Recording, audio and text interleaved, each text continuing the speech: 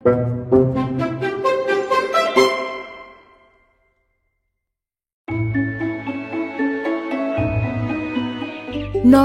মাস ছিল আর একটা ঘাস ফড়িং ঘাসে বসে ঘাস খাচ্ছিল। বাহ, কি জীবন! প্রতিদিন ঘাস খাওয়া, সারাদিন ঘুরে ফিরে এনজয় করা। ও টানা অনেকক্ষণ ধরে ঘাস খায় আর বাকি ঘাস ফেলে দেয়। তখনই একটা পায়রা ওর কাছে এসে বলে, আরে আরে, এ কি করলে? যতটুকু খেতে ততটুকু ছিঁড়তে, সকাল অবধি তো এই ঘাসটা পুরো শুকিয়ে যাবে। ঘাসটা তো নিজেই হয়েছে, তুই বার করেছিস যে এত হিসেব রাখছিস? হ্যাঁ, আমি তো এরকমই করি। এটা বলে ঘাস ফড়িং সেখান থেকে উড়ে যায়। বেশি জ্ঞান দিতে এসছে। ও বেশ অনেকক্ষণ ধরে আকাশে ওড়ে। তারপর কিছু দূর গিয়ে ও একটা লাল টমেটো দেখতে পায়। আরে বাহ, টমেটো! ও সেই টমেটোর কাছে যায় আর সেই টমেটোকে দেখে আনন্দ পেয়ে গান গাইতে লাগে। আহ, টমেটো কি লাল লাল! ওহ, টমেটো কি সুস্বাদু! ওহ, টমেটো কি সুস্বাদু! ও ঝট করে সেই টমেটোর ওপর বসে সেই টমেটো খাওয়া শুরু করে দেয়। আহ, কি সুস্বাদু খেতে! এটা মজা এসে গেল তো। খেতে খেতেও অর্ধেক টমেটো শেষ করে দেয়। আর তখনই 6টা পিঁপড়ে সেখানে পৌঁছায়। আরে, তুমি এটা কি করলে? তুমি তো আমাদের টমেটো খেয়ে নিলে। তোমার টমেটো? এটা তো মাটিতে এমনি পড়েছিল। আরে বাহ ঘাস ফড়িং দাদা, এই টমেটোকে তো আমরা এখানে নিয়ে এসেছিলাম। তারপর আমার পায়ে খুব ব্যথা হলো, তো আমরা এটাকে তুলতে পারলাম না। তাই তো আমি আমার বন্ধুদের ডাকতে গিয়েছিলাম, কিন্তু যতক্ষণে এলাম ততক্ষণে তুমি এটাকে খেয়ে ফেলেছো।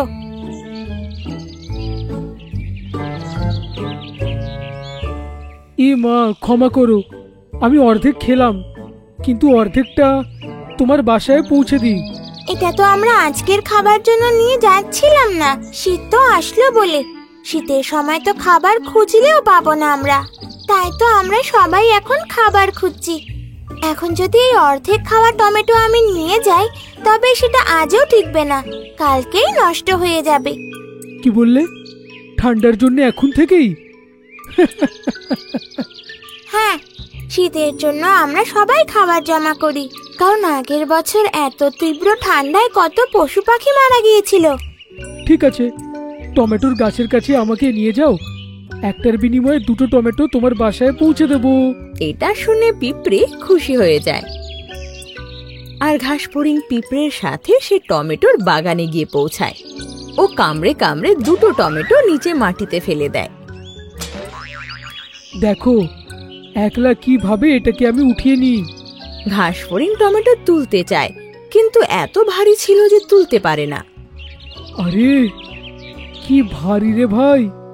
এইভাবে দুটোকে তোমার বাসায় কি করে পৌঁছাবো? এটা শুনে পিঁপড়ের মুখ উদাস হয়ে যায়। তখনই ঘাস ফড়িং নিজের বুদ্ধি চালায়। হ্যাঁ, এটা আমি ওঠাতে তো পারবো না, কিন্তু ধাক্কা দিয়ে দিয়ে তোমার বাসায় পৌঁছাবো।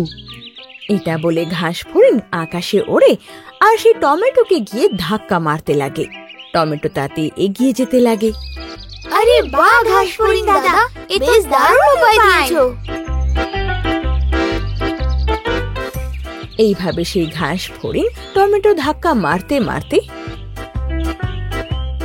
পিঁপড়েদের বিলের কাছে নিয়ে যায়। আরেকটাও নিয়ে আসছি, এখানেই থাকো।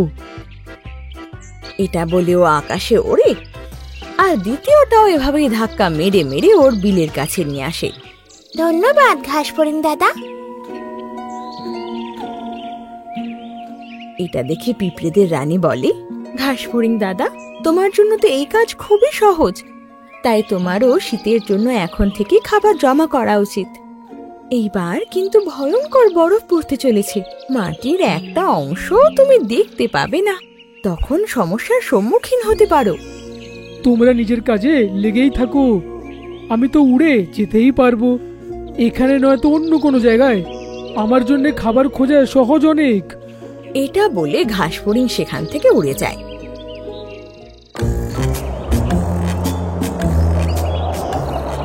কয়েকদিনের মধ্যেই পিঁপড়েরা বেশ খাবার জোগাড় করে ফেলে আর ওরা সবাই নিজের বিলের ভেতর বসেছিল।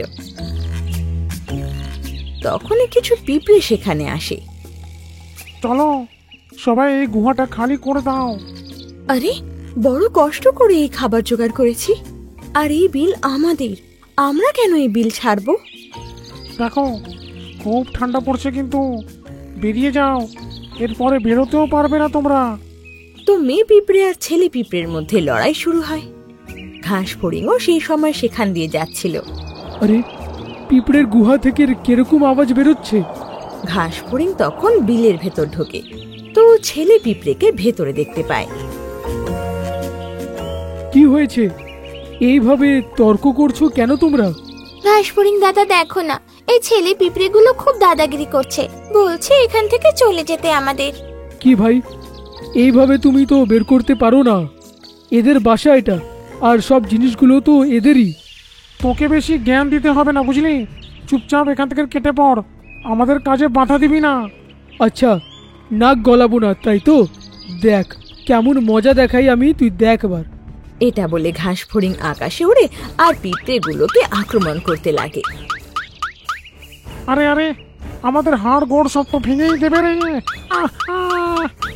যাচ্ছি রে ভাই, যাচ্ছি, দাঁড়াও। এটা বলে ঘাস ফড়িং থেমে যায়, আর সব ছেলে পিঁপড়ে সেখান থেকে চলে যায়। আরে বাহ ঘাস ফড়িং দাদা, তোমাকে অনেক অনেক ধন্যবাদ। কোনো ব্যাপার নয় পিঁপড়ে রানী, এবার আমি আসি। বিল থেকে বেরিয়েও চারিদিকে ঘুরতে লাগে। ধীরে ধীরে শীত বাড়তে লাগে, ওর খিদেও পাচ্ছিল, আর উড়তেও বেশ কষ্ট হচ্ছিল ওর। আরে নিচে তো পুরো বরফ জমে আছে, একটাও তো ঘাস দেখছি না, এবার আমি কি খাবো? ও উড়তে তো চাইছিল, কিন্তু ঠান্ডার প্রকোপে ওর ডানা ঠান্ডায় শক্ত হয়ে যায়, আর ঠান্ডা হাওয়া ওকে পেছনে ধাক্কা দিতে লাগে। হাওয়ার ধাক্কায় ও পিঁপড়ের বিলের ভেতর গিয়ে পড়ে, আর ওকে দেখে পিঁপড়েরা অবাক হয়ে যায়। আরে এটা তো ঘাসফড়িং দাদা, তোমাকে এরকম কে করলো? মনে হচ্ছে ঠান্ডার জন্য না শরীর জমে গেছে। আমাদের এখনই কিছু করতে হবে। আমরা যে কাঠ জোগাড় করেছিলাম তার মধ্যে কিছু ওর সামনে এসে আগ জ্বালিয়ে দাও, ততক্ষণে আমার খাবার থেকে কিছু সবুজ পাতা নিয়ে আসি। এবার কিছু পিঁপড়ে ঘাস ফড়িং এর সামনে কাঠ রেখে আগুন জ্বালিয়ে দেয়। এটা বলে পিঁপড়ে রানী একটা কোণায় যায়, যেখানে ওরা পুরো শীতের খাবার জোগাড় করে রেখেছিল। সেখান থেকেও পেয়ারায় লেগে থাকা এক সবুজ পাতা তোলে, আর ঘাস ফড়িং এর কাছে ফিরে আসে। এদিকে পিঁপড়ের আগুন জ্বালানোর কারণে ঘাস ফড়িং এরও চোখ খুলে আসে। আগুনের সামনে খুব আরাম লাগছে আমার, তোমাদের অনেক অনেক ধন্যবাদ। এতে আবার ধন্যবাদের কি আছে ঘাস ফড়িং দাদা?